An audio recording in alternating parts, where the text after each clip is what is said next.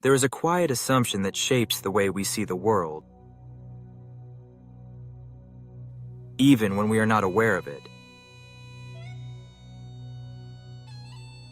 It is the assumption that history is stable, complete, and largely understood. That the past exists as a fixed landscape we can slowly map with better tools and clearer explanations. That with enough effort, nothing truly important remains hidden. But history does not reveal itself so generously. What we call history is not a full record of what once existed. It is a partial imprint, shaped by chance, erosion, survival, and interpretation. Time does not preserve meaning. It preserves what happens to endure. Everything else fades without ceremony. When we look backward, we are not observing the past itself. We are observing what the past allowed to remain. This distinction matters more than we usually admit. The Earth is ancient beyond ordinary comprehension. Long before humans appeared, the planet underwent transformations that would dwarf anything we have experienced. Continents collided and tore apart. Oceans formed, evaporated, and reformed. Atmospheres thickened, thinned, and shifted in composition. Entire ecosystems emerged, dominated, and vanished, without leaving clear explanations behind. Life has always been adaptive here. Stability has never been the default condition. Change is not an interruption of Earth's story. It is the story itself. Against this vast background, human civilization feels permanent only because we exist within it.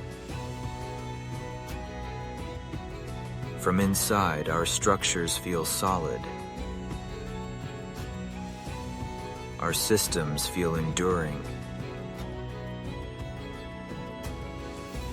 Our institutions feel stable. But when viewed through geological time, all of this becomes astonishingly fragile. If human activity were to cease today, nature would not hesitate.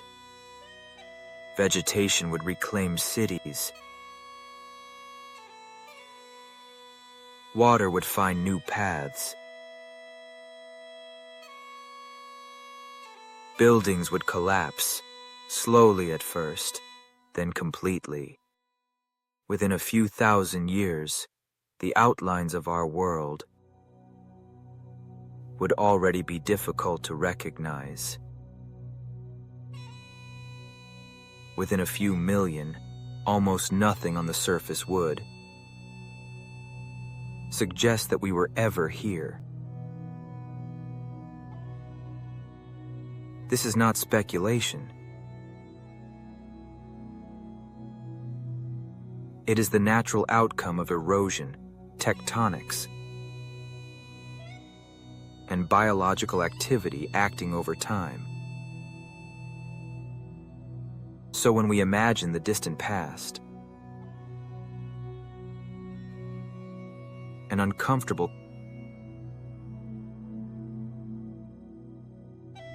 question arises. Not about what might have existed, but about what could realistically be detected.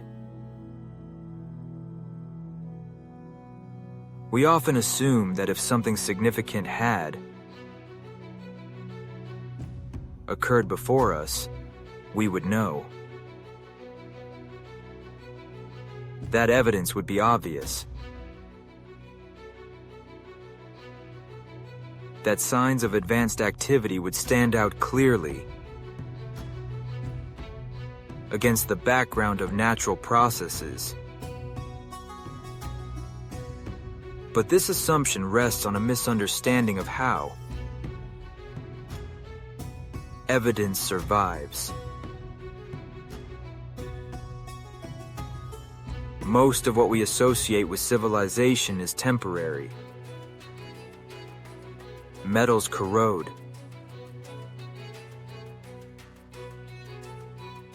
Plastics fragment.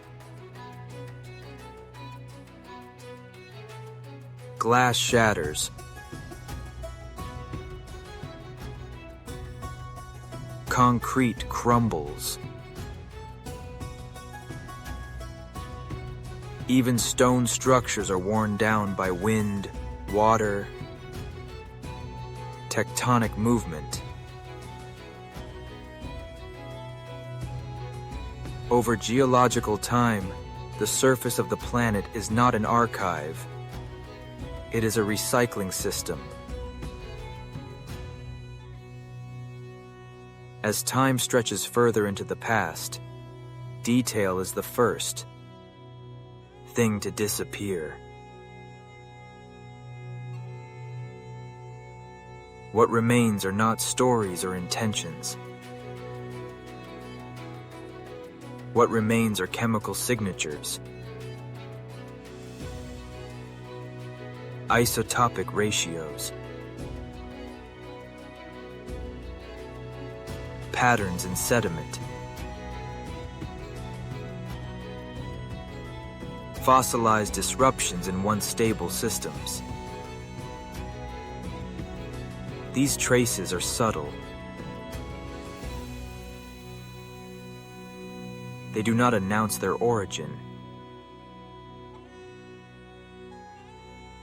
They do not explain themselves. They simply exist, waiting to be interpreted. And interpretation is never neutral. When scientists examine ancient rocks and discover sudden shifts in climate indicators, they search for natural explanations. Volcanic eruptions, changes in orbital dynamics, ocean circulation shifts. These explanations are grounded in known processes, and in most cases, they are correct. But the act of interpretation itself reveals something important. We explain what we expect to see. If a signal fits within an existing framework, it is absorbed easily. If it does not, it is often treated as noise, error, or coincidence. The framework remains intact. This is not a flaw unique to science. It is a feature of human cognition. We understand the world by narrowing possibilities. We reduce complexity by filtering out what does not align. with our expectations. The deeper implication is not that something extraordinary must have occurred in the past, but that our tools are designed to detect what we already believe is possible. This realization becomes clearer when we imagine how future observers might study our own era. They would not find intact cities or functioning machines. They would find a thin geological layer marked by unusual chemical changes, elevated carbon concentrations, rapid temperature shifts, a sudden disruption in biodiversity. To them, it might appear as a brief but intense anomaly, a sharp spike in an otherwise continuous record. Would they interpret it as the result of intelligent activity, or as another natural fluctuation in Earth's long history? Without context, without stories, without records, the distinction between deliberate action and blind process becomes difficult to make. Time erases intention first. Meaning disappears long before consequence. This understanding shifts the focus away from speculative pasts and toward a more immediate concern. What does it mean to exist in a system that forgets? Civilizations often imagine their legacy in terms of monuments, ideas, and achievements. But geological legacy has little interest in symbolism. It is measured in consequences rather than intentions. The planet does not remember why something happened. It remembers only that something changed. This perspective can feel unsettling.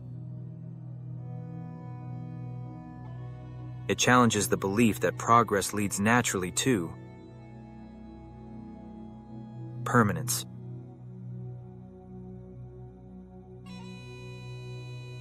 It undermines the idea that significance guarantees survival. Yet it also offers clarity. If nothing we build is guaranteed to last, then value cannot be measured by endurance alone.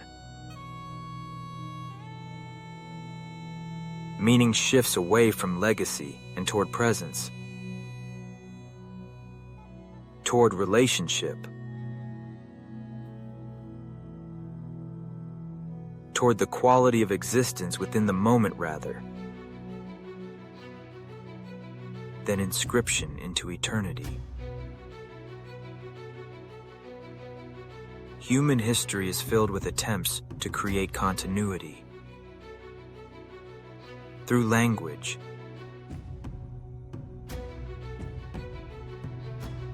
through ritual,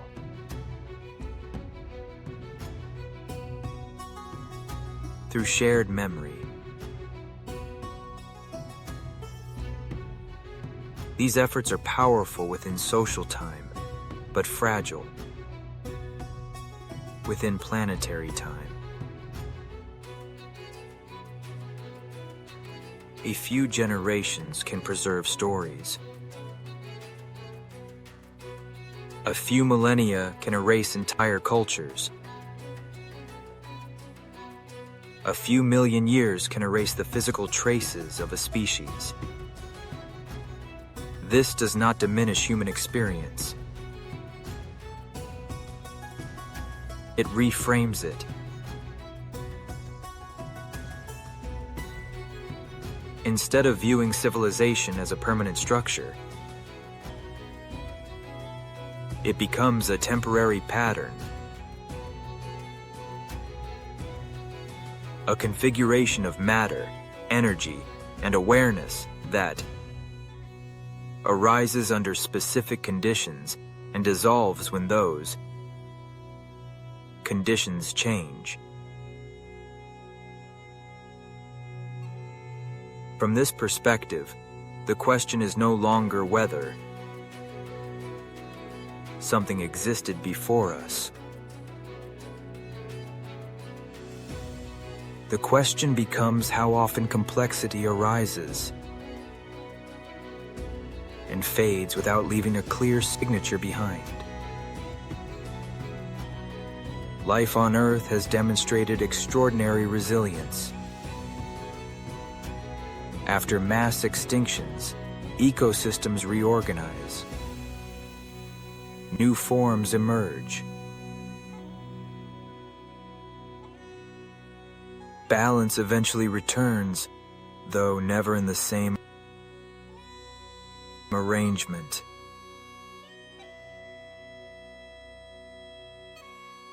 The planet does not seek restoration. It adapts.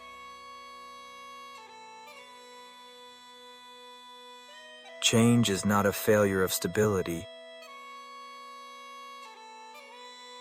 It is the mechanism through which stability briefly appears. The discomfort comes from recognizing that intelligence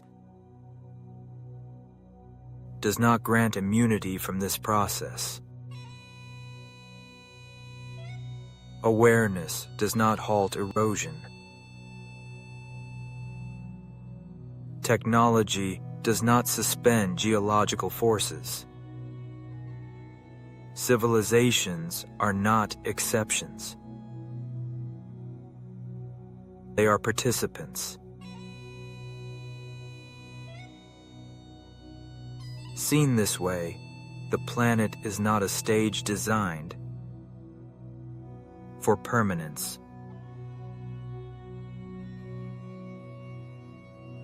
It is a system in constant motion, indifferent to narratives of dominance or achievement. This understanding invites a quieter kind of reflection. If nothing we create is guaranteed to endure, then responsibility replaces ambition as the central concern. Not because the future will remember us, but because the present will bear the consequences of our actions. The future, viewed from deep time, is not a continuation of our story.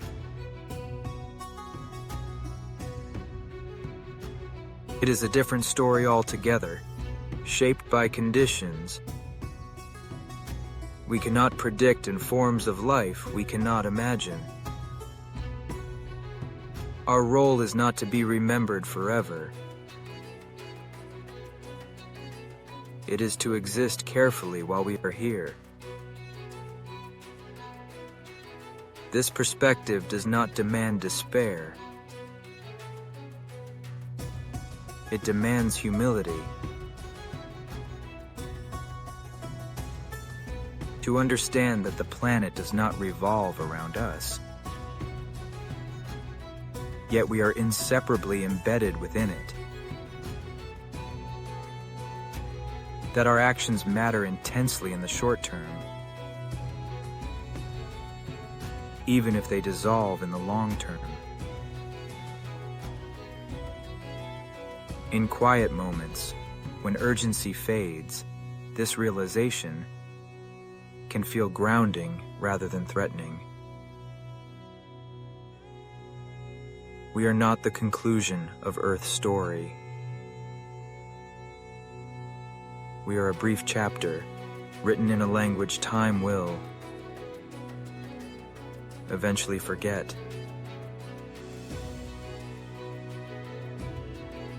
And perhaps the most meaningful question is not whether someone existed before us, but whether we are paying attention to the fleeting nature of our own presence. History is not a record of what mattered most. It is a record of what happened to survive. And survival follows rules far older, quieter, and less sentimental than any story we tell ourselves.